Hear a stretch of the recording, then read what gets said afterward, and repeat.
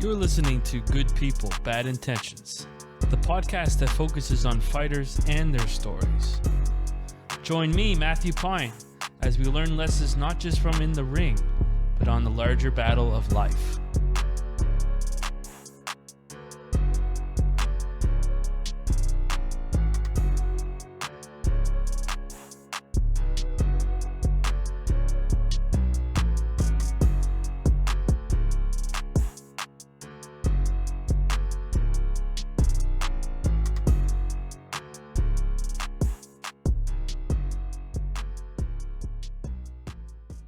Hello, ladies and gentlemen, and welcome to episode 4 of the Good People, Bad Intentions podcast. And today I am joined none other with Stacia The Natural Suttles. Stacia, thank you so much for coming on to the podcast. Thank you for having me. And just a reminder, my first name is pronounced Stacia. Oh, Stacia. I'm sorry about that. I should know better. So Stacia. It's okay.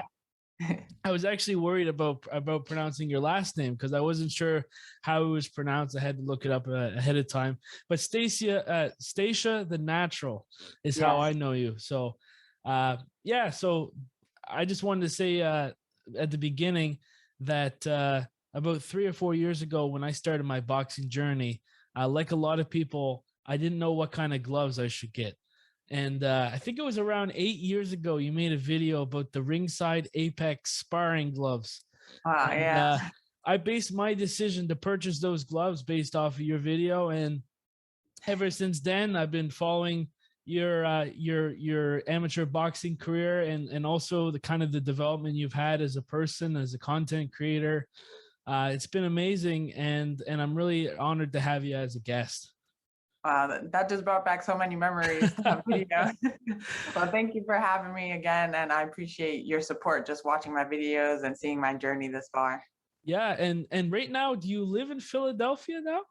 Yeah. So I'm living in Philly now for about a year and a half. Yeah. How's it been? It's been pretty good. I enjoy it. I like it. It's a lot more quiet than New York.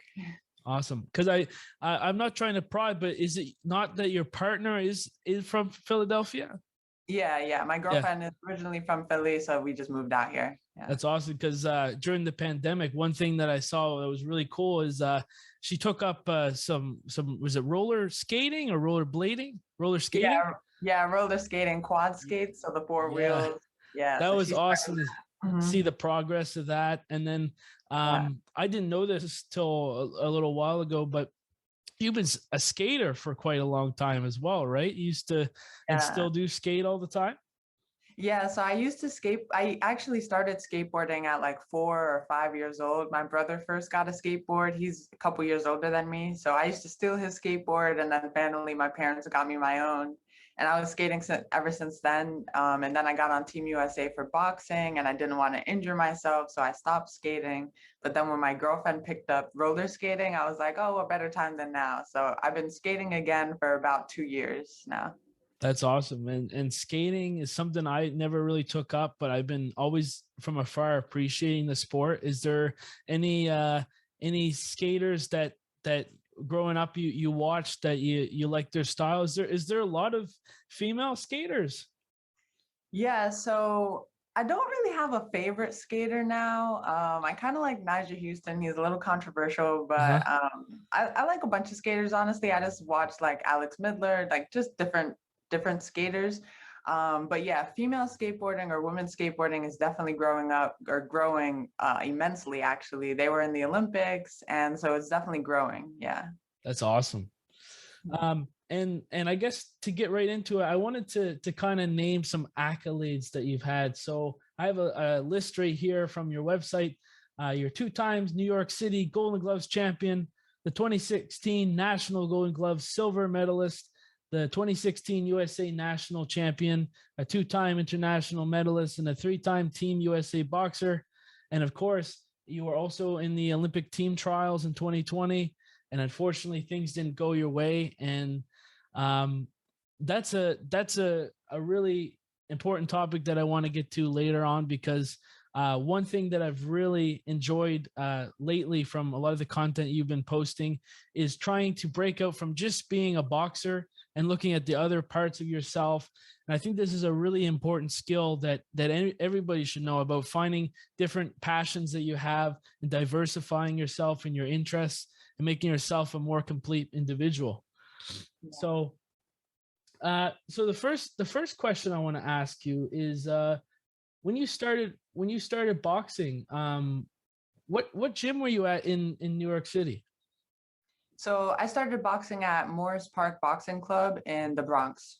Oh, wow. Yeah.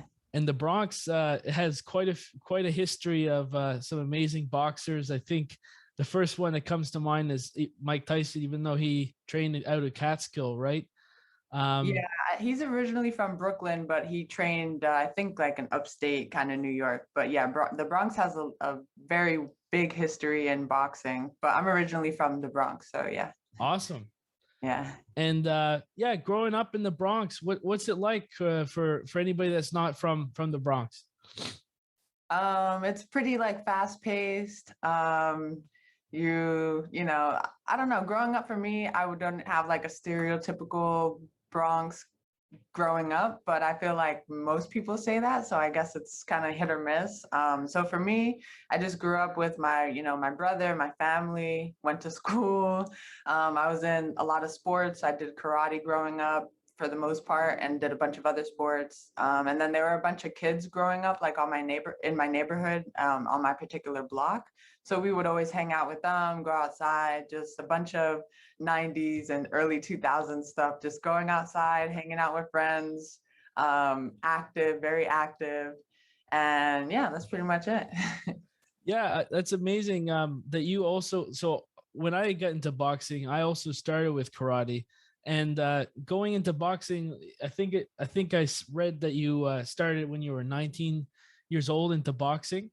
What was it like having that kind of karate background and then going to boxing? Was there some skills that you feel like karate kind of prepared you for, or was it a hard transition? Yeah, I think karate and taekwondo definitely prepared me for the transition into boxing, but for me, it was just two completely different journeys. Because when I had started boxing, I was like, should I go back to taekwondo and just continue that journey, or just start something completely new? And that's how I got into boxing. But I think, yeah, just like the punching fundamentals, knowing how to close my fist, knowing how to just throw a punch, those are things that I had firmly developed through my karate and taekwondo experience. And it just helped me to better develop.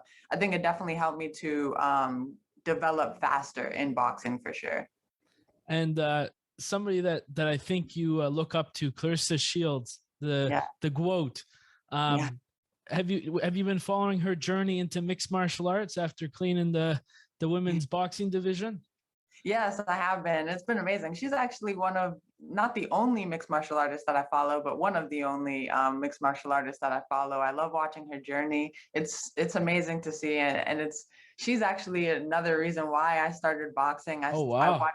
I watched her like I believe it was 2012, her journey into the 2012 Olympics, and that was before I had even started boxing or even thought about boxing. So it was like pretty amazing. And then I'd gotten to speak with her at different national tournaments. And so, yeah, she's definitely a huge inspiration and motivation for myself. What was it like when you met her? Because I've just seen through social media and everything, she is a very powerful and strong woman, and she does whatever she wants. And she has so much confidence in herself and her abilities. Oh man, she's just a great person. I think people get things misconstrued over social media and not really getting to speak with her one-on-one, but she's an amazing person. The first time I met her, I was like, I didn't want to fangirl, but I was just so happy to see her, so happy to just meet her and get to take a picture with her. This was in 2016 at my first national tournament. And ever since then, we've kind of gone back and forth, spoken with each other. And then I remember, I think it was 2017, I had lost at the national championships that year.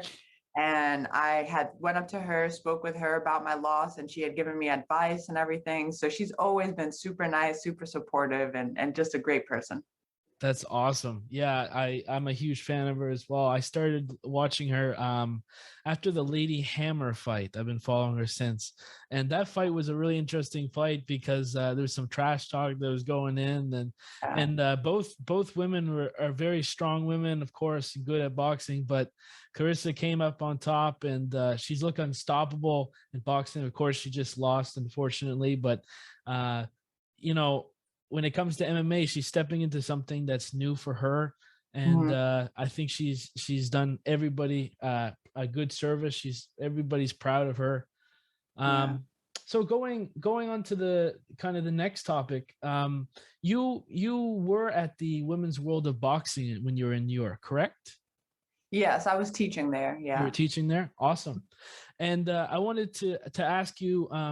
I just noticed that Halle Berry there with when she was doing her recent Netflix show Bruises. I don't think that she was there. I don't know all the details about it, but I don't think she was there. I think they just had like a movie premiere kind of thing there and like a Oh, workout surrounding it to kind of promote the movie. Yeah. I was gonna say it'd be awesome. I was Yeah. like, yeah, maybe Stacia, you know, gave some lessons uh, or whatever to Halle Berry. But she's another person that's a really interesting person because she has been in a few of the UFC events, mm, and then now she's taking up and trying to become an ambassador for, I believe, boxing and MMA.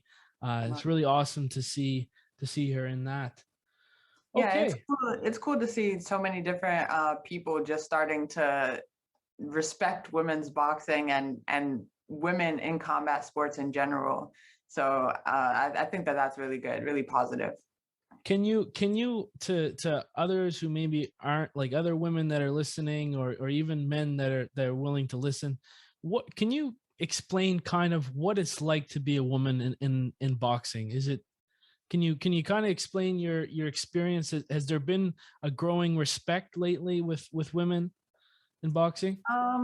I think yes, there is a growing respect. I think that there's a long way to go, 100%.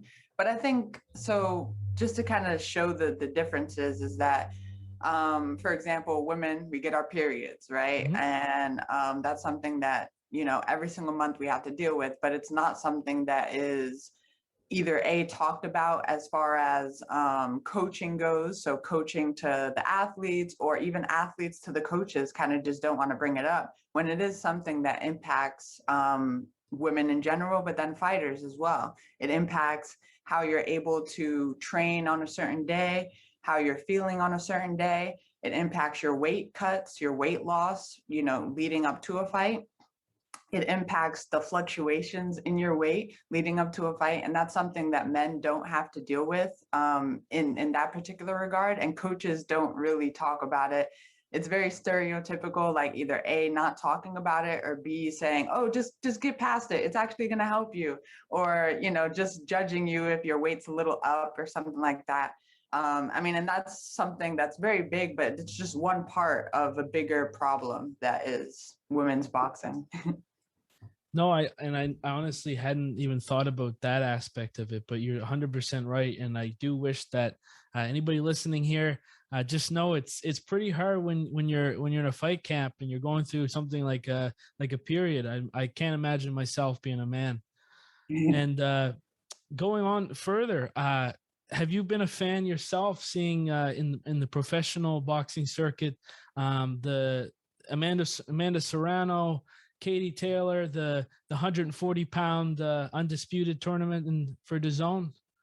Yeah, so I wouldn't say that I'm like following it to the T, but Mhm. I'm definitely loving what DAZN is doing as far as picking, grabbing all these women and signing them and then actually having them fight, month after month consistently. It's really, really amazing what DAZN is doing. But then women's boxing in general, Amanda Serrano is absolutely killing it.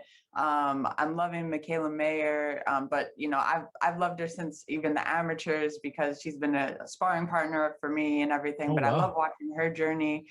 Christina Cruz is killing it. She's transitioned from the amateurs into the pros. So it's just honestly amazing to see all of these amateurs turning pro and then, you know, not just dying out, kind of like promoters are actually putting them on fight cards. They're actually being promoted and being able to fight. Another fighter that I really enjoy watching, another one that I've trained with before, but I enjoy watching as a pro, is Sandy Ryan. Mhm. She's out in England, and she's another one just absolutely killing it. So it's good to watch all these pros just doing their thing. It's awesome. Awesome. Transitioning to the next topic, because I said at the beginning that I began watching like one of your videos that was made around 8 years ago, but then you've been making videos ever since. What got you interested in making videos on YouTube, the platform? So it's kind of similar to like my skateboarding and taekwondo and karate. Video making was way before boxing. Oh wow. I started making videos when I was like 10 or 11 years old, when I got my first laptop. I think it was like a Dell laptop, but I had downloaded Windows Movie Maker, which is like, it doesn't even exist anymore. It's like the oldest movie making platform out there.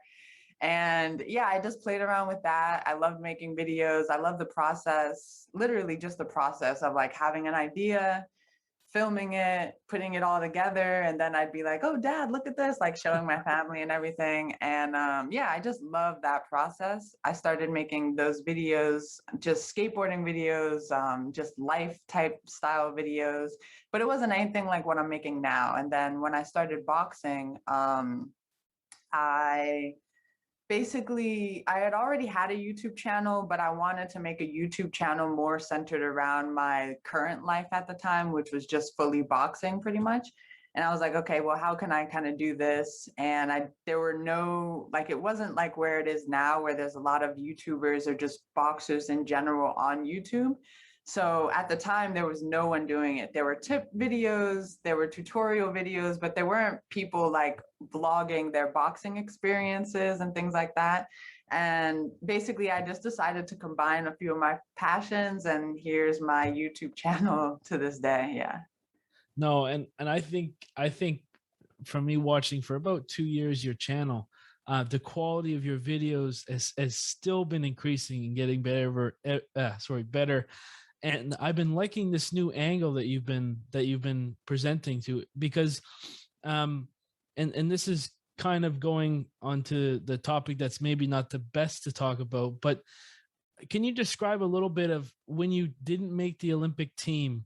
I imagine that was a very upsetting experience, but can you just describe how after that it's kind of changed maybe your view about boxing? Or Yeah, I mean, it was very upsetting, but it wasn't as upsetting as I think it could have been, or what people may imagine. And just to kind of give some context, a year prior, the 2018 national championships, which would have been the tournament that put me on the Team USA for 2019, I had lost that tournament, and that was that was probably more devastating for me, or it was more devastating for me losing that tournament than the Olympic trials, to be honest. And yeah, losing that tournament, it felt like crushing, because that was the year that I was going to make it internationally, and then go on to the Olympics. Like, I had this whole plan, and I ended up losing that tournament. So that tournament was really crushing, and it actually led me to depression and everything. But more than that, it also led me to a little bit more self-discovery, and just a little bit more confidence in a way. It just put me through a whole journey, and it was absolutely insane, but it led me to being able to handle the Olympic trial loss a lot better. And then from there, I lost at the Olympic trials, and it kind of felt, it was like a week of me just like, damn, I lost. Like, damn, I lost. I can't believe I lost. And then it was like, okay, well, what's next? What's gonna happen next? And then I kind of just continue training, continue coaching people. And I figured, or not that I figured, but I developed more of a passion for coaching. I'd been coaching since I was even in karate and taekwondo, but for boxing, it became more of a passion. And then COVID hit and things happened and the whole world kind of got shut down. And it just gave me an opportunity to slow my boxing ambitions down a little bit and see what else is there for me. So, yeah. I appreciate you being honest about that, because I know it's not an easy thing to talk about, but I think Teddy Atlas says it the best, that boxing has some of the highest of the highs and the lowest of the lows. Yeah. And do you have any because do you have any advice for anybody that maybe things aren't going well in their boxing, that might have allowed you to kind of push through that slump? Yeah, I think the main thing is just being real with yourself and just kind of being okay with realizing that what you think is reality may not be reality. It may not be what actually is happening. So, just for example, for me, when I was really, really depressed after losing at the 2018 Olympic trials or not the 2018 Olympic trials, but the 2018 USA National Championships, when I had lost that tournament, I had gone into a depression because I'm like, okay, well, damn, people are, I basically thought, I was trying to think of what other people were thinking. So like, oh, people are judging me. Oh, people think I suck, or people think this, people think that. But in reality, I have no idea what other people are thinking, A. B, even if they are thinking that, they have no idea what's going on in my life to maybe have led to that loss. There's just so much disconnect that we just have to be real with ourselves. Another thing is, I was putting so much of my time, effort, and life really into boxing that I wasn't putting enough energy and effort into other areas of my life. So when I lost in 2018, and then led to depression in 2019, it felt like my whole world was over because boxing was my world and I had nothing else to turn to, nothing else to focus on, nothing else driving me. So I guess my main takeaways is to be real with yourself. Ask yourself, why am I feeling this way? Why am I in this slump?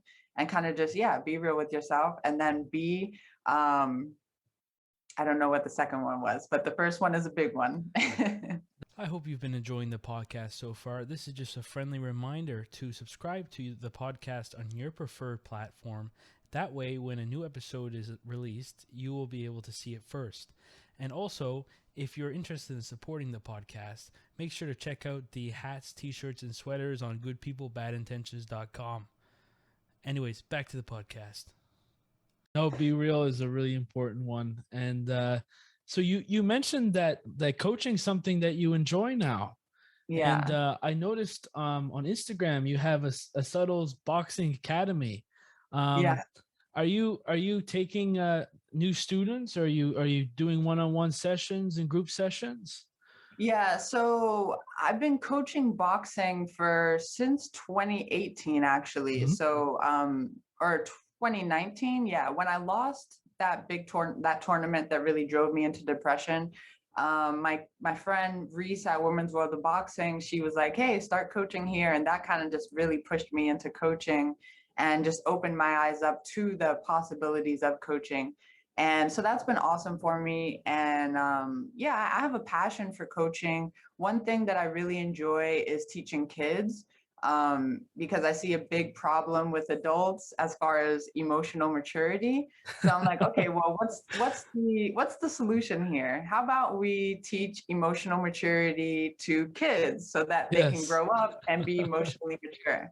And it's something that is lacking in, I mean, I'm not a parent, so I don't want to say parenting, but just raising our kids, we got to just, show them that it's okay to feel your emotions, to have emotions. It's okay to know how you're feeling and be able to express how you're feeling. And it's okay to be honest with not only yourself, but others around you, and not fear backlash for just being honest and being yourself. So with my coaching program, that's basically my main thing, is just teaching boxing, but through the lens of social emotional learning. And yeah, so I coach one-on-one and small groups as well.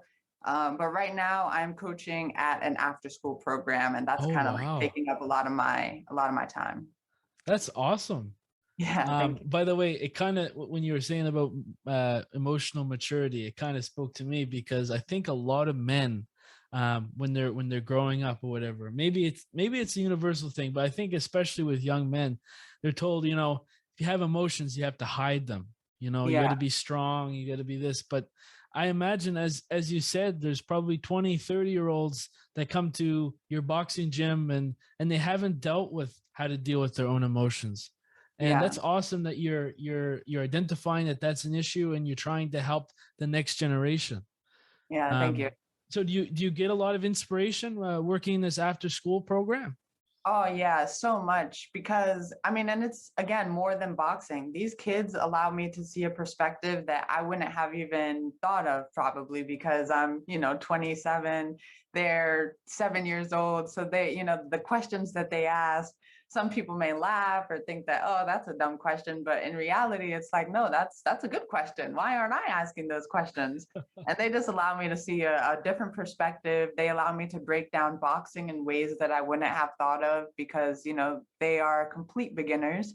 And then they ask me questions and I'm like, okay, wait, let me break this down a little bit further. If I'm teaching someone how to throw a jab, I got to break it down to the lowest of steps and then build upon that. So they're just helping me to just be a better coach, a better person, and just a better human in general. Again, that's amazing that you're doing that. Thank you. um, another spin on the YouTuber topic. Mhm. Have you followed any of the YouTube boxing that's gone on for the last 2-3 years? Jake Paul, Deji, KSI, Logan. What do you make of it? Because I know you're a YouTuber, you're a Right. boxer. Well, I think so. I think YouTube boxing is similar to like fitness boxing in the sense that it is for a certain type of person. Like, if you're going to, let's say, Rumble Boxing or any of these other fitness boxing gyms or anything, it's for a certain type of person just going in there to get a good workout in, sweating, getting their hands moving, and then going. YouTube boxing, the same thing. It's for a certain type of person. It's for the person that might not be a boxing enthusiast, might not actually even know anything about boxing, but probably just follows these YouTubers and is in it for the drama. So that's my stance on it. My view as far as like, do I follow it? I do follow like Jake Paul because he's more in the boxing scene as far as like Showtime boxing. He's promoting actual boxers on his cards. He's doing great things for Amanda Serrano, which no one can ignore that. I wish that he would fight a real boxer. That would probably be my only qualm for him. But yeah, that's probably my only thing. It's like if you're a YouTube boxer, just don't you can't be called a boxer unless you're like actually fighting another boxer, in my opinion. But on the other hand, and this is where it like kind of draws a little bit of parallel for me, is that on the other hand, if you're training like a boxer, you're putting all your time and effort into boxing, what's to say that you're not a boxer? So Yeah, that that's was true. advocate. Yeah, because it's weird. Like a lot of them, their first fight is in front of thousands Yeah. of people, with no real amateur experience. And I think people have this perception like, oh, the person's gonna go out and they're gonna knock so and so out. But it's hard to knock somebody out, especially when Yeah. you're a beginner. I mean, a lot of those beginner fights, they kind of look like cat fights because they're just Yeah. learning the skills. It's Right. stuff that people don't usually pay for, right? You probably have seen a lot of those fights in the gym that when you're training, you see some beginners.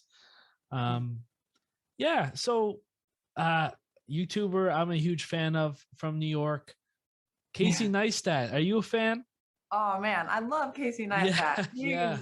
awesome. I started watching him. I mean, not the beginning of his journey, but when he started vlogging, Yes. like I don't even know. I want to say like 2013 or something like that. Yeah. I was obsessed because I think he posted like every day at like 7 a.m. or 8 a.m., something Uh-huh. like that. And I was up, I was ready, I was watching his videos Wow. every single day. Yeah, No I love sleep. Casey Neistat. Yeah, Yeah, what he did, and I mean, he still makes videos every now and then. Most of the time, they have some type of purpose, right? But yeah, when he was doing that, I mean, that was unheard of. The yeah, quality of his videos and the transitions, and I mean, yeah, you know it better than anybody else. But every time he's doing a scene where he's walking by or on his board, his electric board, he's going, setting that camera up, filming it, going back, then going forward. Like, how do you get yeah. anywhere as if you're setting the camera up every like 3 or 4 minutes?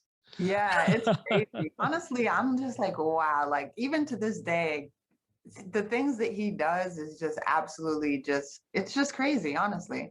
I can't believe he was posting those quality of videos every single day. And then to watch his video where he talked about like just his routine to be able to do that. I'm just like, wow, that's crazy. But I also draw a lot of inspiration from that, just having routine, doing kind of the same thing over and over again, but you're just getting to your goals every day. It's awesome. Yeah, that's awesome. Any other YouTubers that kind of, or it could, not even YouTubers, it could be any form of content creation, but any other like people like growing up or even now that's been inspiring your creative process? Um, Creatively, yeah. So I watch. His name's Elijah Orr. Mhm. He's a running YouTuber. Well, he's just a YouTuber, but he also runs, and or probably just a runner, but also YouTubes. But either Sure. way, I Yeah, do yeah. watch him. I watch him, and I really like his content. I draw a lot of inspiration from his content as well because it's very. It just makes you feel something, you know. It makes you really. It makes you feel like you're part of the journey, that whatever his video, whatever journey he's on in his video, it makes you feel like you're part of it, whether it be his morning routine or his, you know, his run on whatever day it is. I draw a lot of inspiration from that. I like just making people feel something, making people feel like they're part of the content. So yeah, his content does that. And I don't know their name in particular, but just the genre of, you know, taking someone along with your day, but just making them feel like they're part of their day, part of your day, in less of a fast-paced content like Casey Neistat. Casey Neistat's really fast-paced, like, oh, we're here, we're here, we're there, we're there. I like it to be a little bit more slowed down, a little bit more chill. So if someone's watching and just, you know, relaxing, they can also enjoy it. But if someone's watching and maybe, you know, cooking or whatever, they can also enjoy it as well. So I draw a lot of inspiration from different areas of YouTube. Yeah, some elements of YouTube now, it's like I got $100,000 and I'm giving it out to everybody, or you know, Yeah, every 30 seconds there has to be like some big pop up or meme come right. in. So yeah, I totally agree. I like that more, you know, lengthy content that's more relaxed. Mhm. But then of course, like at the same time, a lot of people like those the more shorter videos. Like YouTube came up with the shorts, Yeah. and that's been a really interesting time for a lot of content creators. There's been a lot of content creators that I used to watch. They now just make a lot of YouTube shorts. So Yeah, I'm yeah. seeing it's also easy, kind of easier to do, especially with Instagram Reels and TikTok. So Mhm. if you're, you know, trying to maximize your content, you can easily make an Instagram Reel and then post it across TikTok and YouTube Shorts. So that's a little bit easier. And it's also growing. I've also seen a lot of statistics saying that there's more people watching YouTube Shorts than there are YouTube Shorts. So yeah, Wow. it's like they're really, really trying to push people to create shorts so that these people can kind of stay on the platform. So yeah. The next question that I want to ask you is your competitive days of boxing over, or is there room for more competition? Yeah. Is that, I guess I know it's a hard one. If you no, feel free if you don't want to answer. I'm just as a fan, I gotta ask because I'm a huge fan of you and your boxing. no, I appreciate that. Yeah, I'll be fighting again. I think it's more of a matter of when or you know, where, when, the details, as opposed to if I will do it. I definitely will be fighting again. It's in my blood. I feel like I was born to fight, to be honest. You might have a case for that. And I seen one of your videos. You were this was probably what, 3 months ago when you had your first sparring session in a year and 8 months. Yeah, so that was actually in November, so just two months ago two about. months ago. Yeah. Have you been training since? Have you been, like, I know it said something, you said something along the lines of you've been doing a lot of training on your own for a Mhm. while. Have you been able to get back into the gym, or have things been closing down because of the whole the virus? Or Well, yeah, so since that sparring session, I've just continued doing what I've been doing, which Mhm. is just training on my own. I work out every single morning, and then sometimes I get two sessions in a day. But so yeah, I've just been training on my own with the virus and shutdowns happening and things happening. It has made me more skeptical.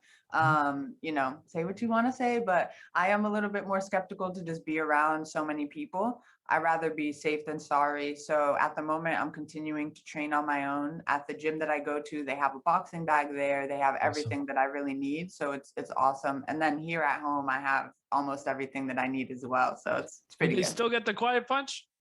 Yeah, yeah. I still got the quiet Yeah. punch. It's awesome. Yeah. My friend sent me a link. He's like, "Man, you should get this." I was like, "I've known about this, the quiet punch, for a while."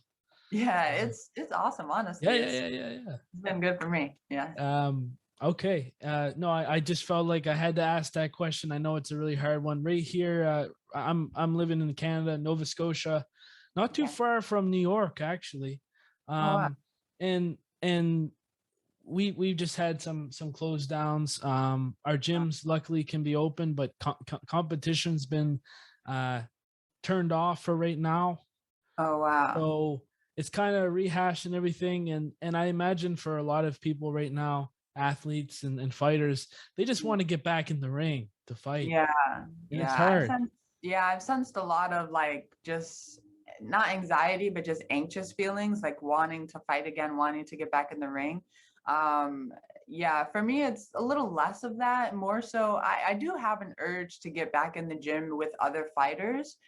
Training on my own does get a little bit boring sometimes, but overall, it's been fine. But the urge slowly creeps in every once in a while. And I can only imagine for the fighters that have been wanting to fight for the past 2 years and just haven't been, or whatever the case may be. So yeah, I've sensed a lot of it.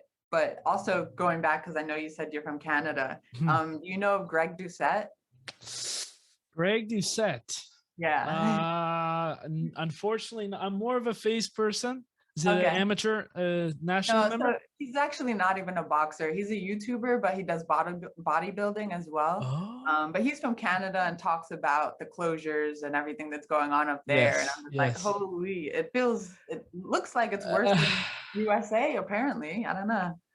Well, without getting too much into the topic, like, from my understanding, a lot of the states, obviously liberty, civil liberty is a huge component of America, Mhm. and in Canada, we've kind of sacrificed a lot of that for the virus. We had to we've closed down a lot of things for a while, and then we look to our neighbors and we're like, man, everything's open, people are having live show. Right. So it's been different seeing that stuff, but for quite a while, things were actually looking extremely well. I had a guy that I've been corresponding with that was trying to do an MMA event. He had to push it just back a little bit and switch locations, but people have been able to put on fights and stuff during the pandemic, which has been really surprising for me. But now everything's kind of back to where it was. But Right. it's an all too familiar feeling for me. I feel like we've been here before. Right. Right. So Yeah. Just going through it again. yeah, yeah. But um, so in Philly, have you gone to the Rocky statue? Surprisingly enough, I have not. I know it's crazy because I actually pass by it at least 5 times a week now. Like Really? I pass by it all the time. And when I first got to Philly, I'm like, I have to go to the statue. I have to go to the statue. But I just haven't found the time for some reason, or haven't made the time really. Because like I Yeah. said, I pass by it I run past it. I've skated past it. There's a skate park that I go to that's literally right by it, like just a few blocks away. So I see it all the time. I just don't go. The times that I'm like, oh, I should go, there's like a huge line of people waiting to take a picture with it. So I'm like, it's okay. I need to run up the steps though, but it's more for my own personal Yeah, yeah, yeah, yeah. value than anything. Yeah. Yeah. So I'm guessing growing up, Rocky was a show or a film that you like watching. Oh yeah, for sure. It's a And were you a classic. fan of the Creed movies with Michael B. Jordan? Oh yeah, yeah. I Yep. did like it. It was a cool little reboot. It got Yeah. people involved, so that was cool. I like it. But Yeah. Rocky all the way, 100%. Yeah, because I seen something. I think it was Steven Espinosa from Showtime. He was complaining about how people were talking more about this Rocky Four remaster, or whatever, than his own fights on Showtime. So Oh wow. people are huge fans of the Rocky movie, and that's actually how I first found out about boxing. Really, was my parents watching the Rocky movies. I'm like, what's this? And there's a Oh guy wow. guy chasing chickens and Right, yeah. right.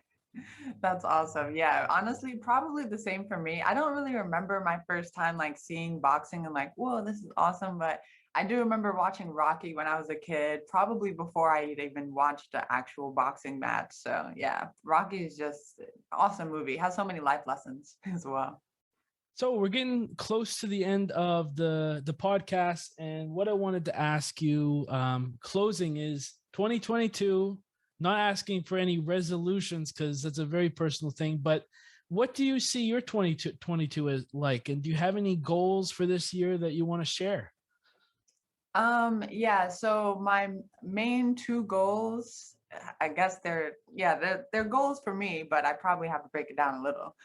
So the first one is just showing up for myself. And what that means is basically like if I have something to do, like let's say for example, I'm working on a video or editing a video or something, and I have like let's say a 2-hour time frame to do that, just showing up for myself, not pushing the time back, not, getting there late to do it.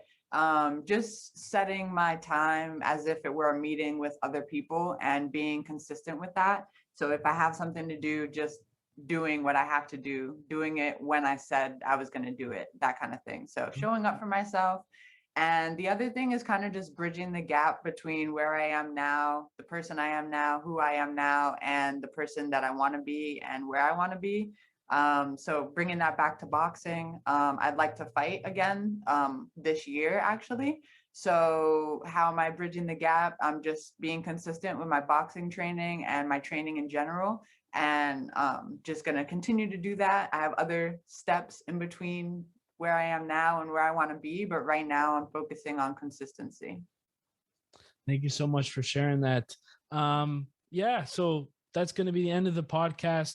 I really appreciate you coming up on here. I know things are really busy, New Year and everything like that. Happy New Year, by the way. Hope you had a good Thank holiday. you.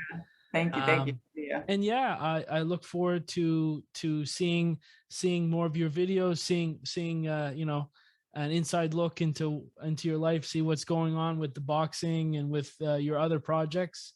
Thank you. And thank you so much for coming on to the show.